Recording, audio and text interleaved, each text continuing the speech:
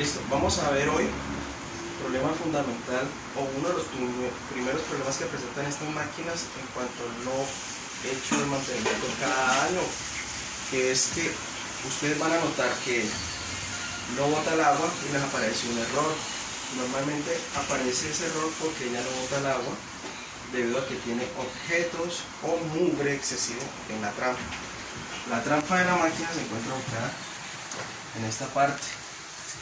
De aquí viene lo que es una manguera para eliminar lo que es el exceso